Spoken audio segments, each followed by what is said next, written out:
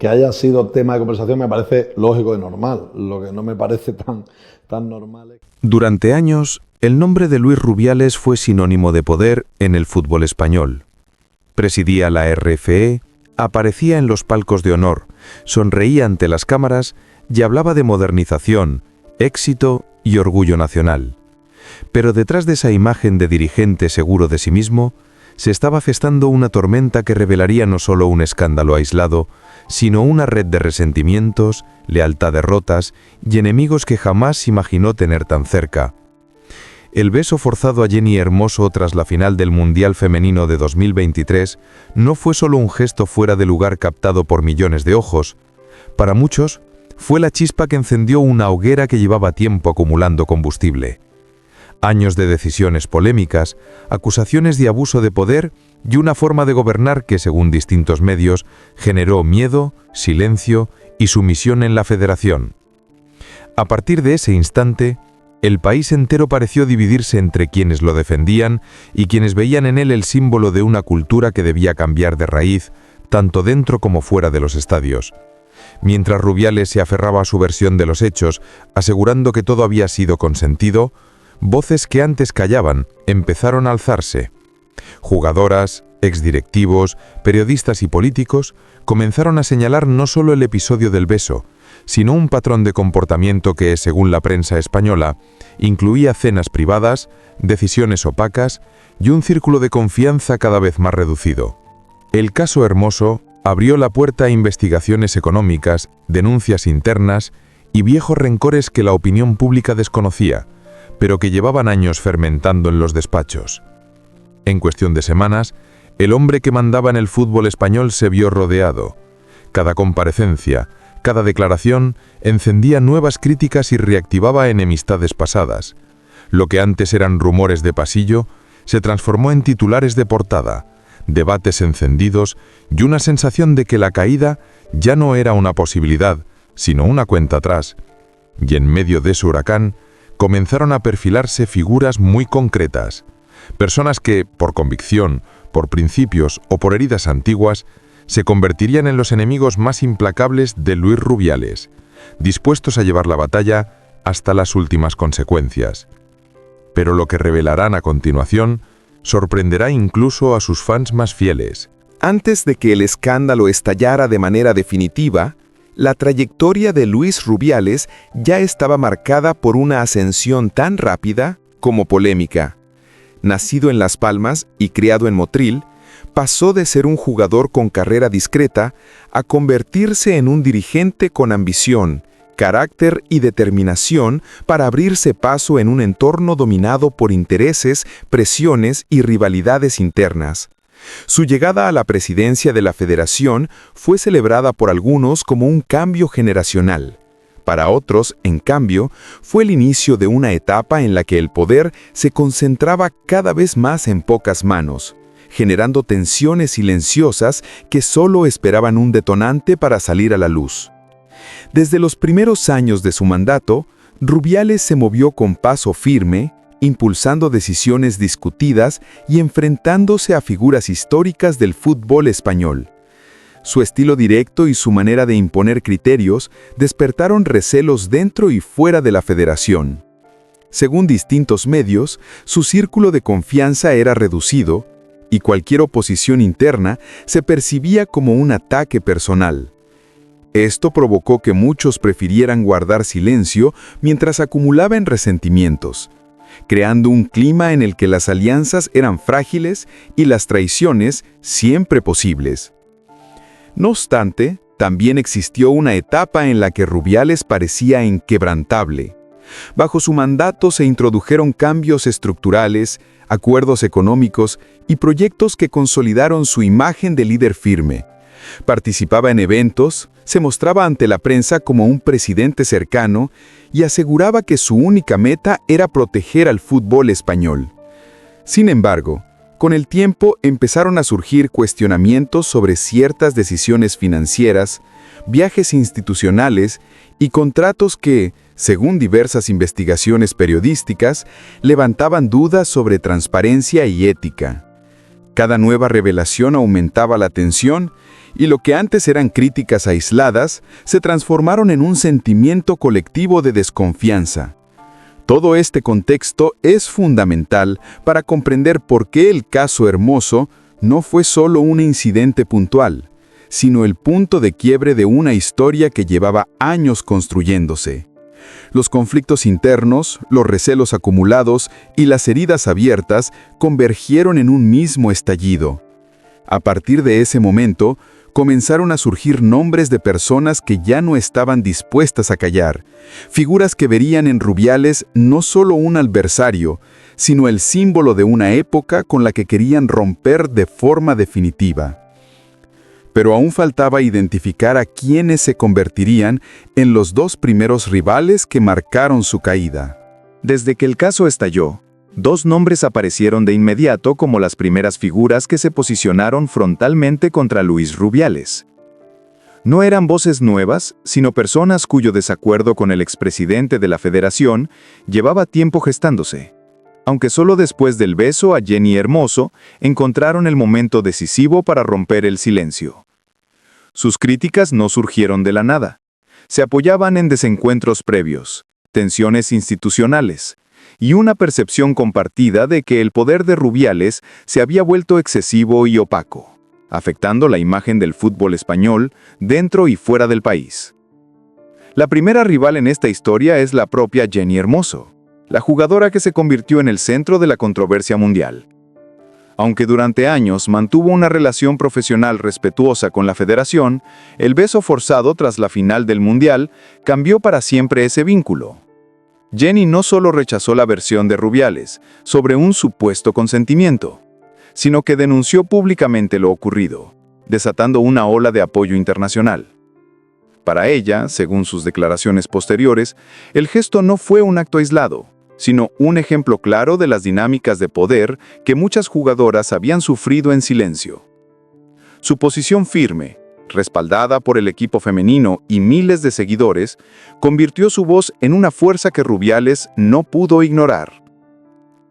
Junto a Hermoso, otra figura clave se alzó como un rival determinante: Alexia Putellas, capitán del Fútbol Club Barcelona y referente mundial. Considerada una de las futbolistas más influyentes de su generación, Alexia llevaba tiempo manifestando incomodidad con la gestión de la Federación, especialmente en asuntos relacionados con el trato hacia las jugadoras. Cuando estalló el escándalo, no dudó en posicionarse claramente en contra de Rubiales, respaldando a Hermoso y denunciando públicamente lo que ella llamó una conducta inaceptable por parte de un dirigente. Sus palabras generaron un impacto enorme, pues provenían de una figura de prestigio internacional cuya opinión era difícil de desacreditar. La unión de estas dos rivales transformó la situación de Rubiales en una crisis imparable. Ambas representaban no solo su propia experiencia, sino un reclamo colectivo de cambio que llevaba años conteniéndose. Sus declaraciones impulsaron investigaciones, reacciones políticas y una presión social que crecieron día tras día, dejando claro que el conflicto había superado cualquier dimensión personal o deportiva. La caída de Rubiales comenzó realmente cuando estas voces decidieron que ya no había espacio para el silencio. Pero el enemigo más peligroso aún estaba por aparecer. Entre todas las voces que se levantaron contra Luis Rubiales, hubo una figura cuya intervención resultó especialmente devastadora para el expresidente de la Federación.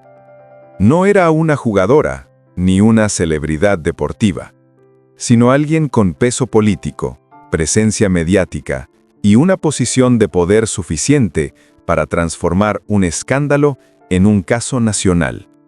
Su oposición no solo criticó la conducta de Rubiales, sino que señaló un sistema completo que, según ella, llevaba demasiado tiempo funcionando bajo normas equivocadas. Esta rivalidad escapó del fútbol y entró de lleno en el terreno social, institucional y judicial, convirtiéndose en la amenaza más seria para su permanencia en el cargo. La enemiga más peligrosa para Rubiales fue Irene Montero, ministra de Igualdad en ese momento. Con un historial de defensa pública de los derechos de la mujer, Montero no tardó en condenar el beso a Jenny Hermoso como un acto sin consentimiento y una demostración evidente de abuso de poder. Desde los primeros minutos, sus declaraciones fueron directas y amplificadas por todos los medios de comunicación. Para ella, el gesto no era un simple error, sino la prueba de una cultura que debía ser erradicada. Sus palabras se convirtieron en el centro del debate y marcaron el tono con el que la opinión pública empezaría a analizar cada movimiento de Rubiales. Lo que hizo que Montero se convirtiera en la adversaria más peligrosa no fue solo su discurso, sino su capacidad para movilizar instituciones, organizaciones y a la propia audiencia. Cada vez que intervenía, el escándalo escalaba a un nivel superior. Según diversos análisis, su influencia impulsó la presión política, aceleró las investigaciones y contribuyó a que el caso adquiriera una dimensión internacional. Para Rubiales, que hasta entonces se había defendido con firmeza, enfrentar a una ministra con respaldo social y con acceso directo a los poderes del Estado significaba entrar en una batalla desigual, donde cada paso en falso podía ser definitivo. A medida que las críticas de Montero se intensificaban, la posición de Rubiales se volvió insostenible. Su tradicional estrategia de resistencia, la misma que le había funcionado en conflictos anteriores, ya no era suficiente frente a un adversario con una plataforma tan amplia y un mensaje tan contundente. En pocos días, su imagen pública se deterioró a un ritmo irreversible, y las instituciones que antes lo respaldaban comenzaron a distanciarse. Lo que en un inicio parecía un conflicto interno del fútbol español, se transformó en un caso emblemático sobre el poder, el comportamiento de los dirigentes y los límites de la impunidad. Y mientras todo esto sucedía, se acercaba un momento clave: el impacto final que estas rivalidades tendrían sobre su carrera y su vida personal.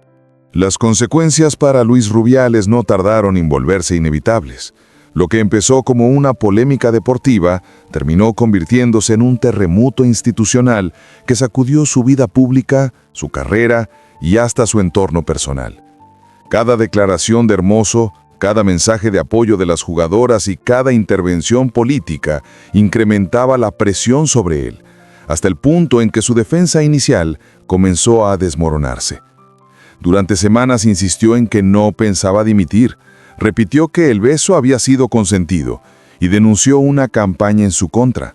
Pero mientras intentaba sostener su versión, el país avanzaba en la dirección contraria, exigiendo responsabilidades y un cambio profundo en la federación. Dentro de la RFF, la situación se volvió insostenible. Diversos directivos empezaron a distanciarse públicamente de Rubiales, temiendo quedar asociados a un escándalo que crecía sin control.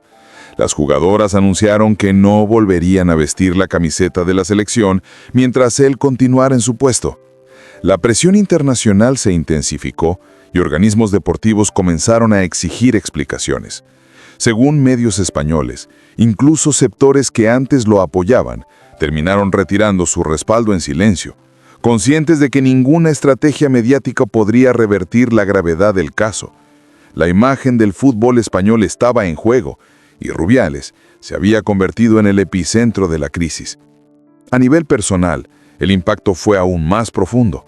Su nombre se convirtió en tendencia constante, pero no por sus logros profesionales, sino por las investigaciones que empezaban a abrirse en su contra.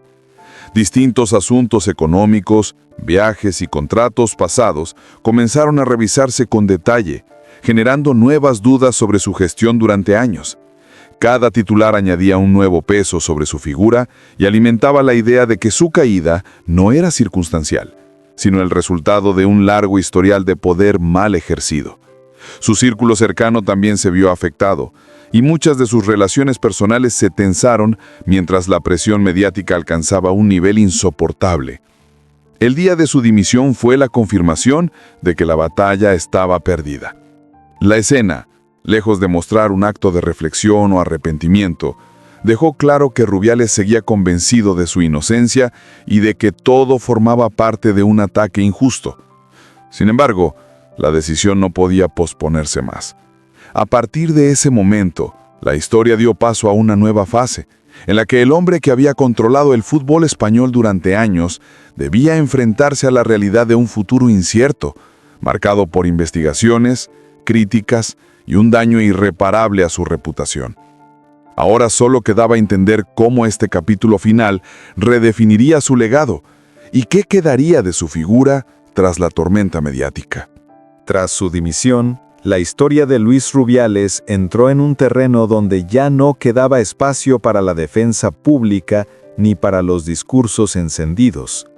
Lo que siguió fue un periodo de silencio forzado, marcado por investigaciones, declaraciones judiciales y un escrutinio constante por parte de la prensa. La figura poderosa que ocupaba portadas con gesto firme pasó a convertirse en un símbolo del exceso de poder dentro de las instituciones deportivas.